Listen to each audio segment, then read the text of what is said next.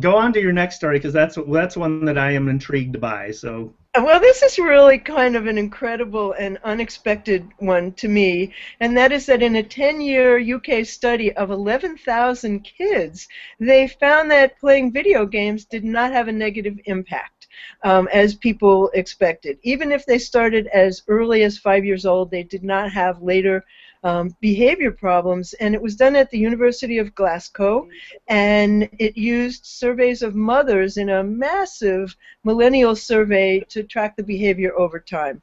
So the idea was to draw a connection between screen time and behavioral or emotional issues later on, and they found that exposure to video games had no effect on behavior, attention, or emotional issues, that watching 3 or more hours of television did lead to a small increase in issues, but it wasn't because they were watching video games, that there were no difference. This is what I thought was really interesting. In the results, there were no difference between the results in the girls and the boys. You know, you hear that only boys play video games, but apparently girls love them equally. And the fact that there was not a negative effect is very surprising to me. And one of my social media friends, Jim Turner, said on Facebook, I call BS on this. And I said, well, do you have a study that shows an opposite result? He said, no, I have 4 zombies that I call my children.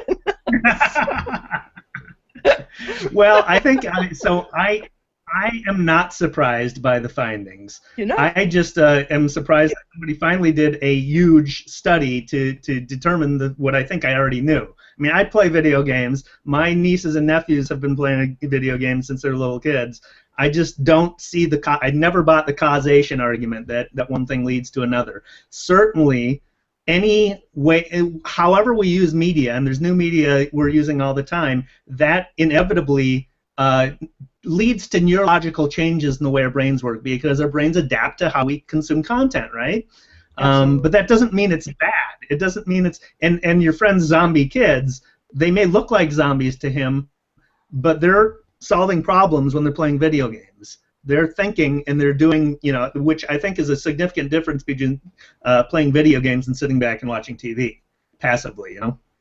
Well, what was really interesting to me was who shared this study. I saw it when Jane McGonigal shared it, and she's the author of Reality is Broken, in which she argues, you know, in her book and in her work, and she's one of the most important people in gamification and game creation, and has been for, you know, probably a decade. So I think she was really thrilled to see this massive study. But I have got issues with the fact that the games are violent. I would not have issues with them if they were less violent. I will never say that I can accept that as a good thing. Why do you have to be killing people? Why couldn't you be shooting vegetables? I mean, why does it have to be?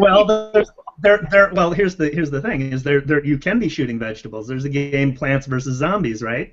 And what you're doing is shooting. You know, you're shooting things that aren't people, but you're still being violent. So I don't know. I play violent games. I like driving over people in Grand Theft Auto. It's lots of fun.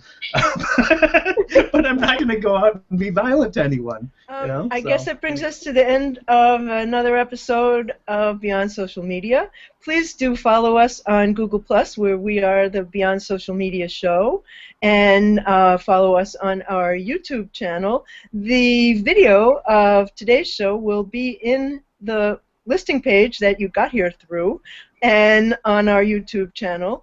And we welcome your comments, and we thank you so much for watching.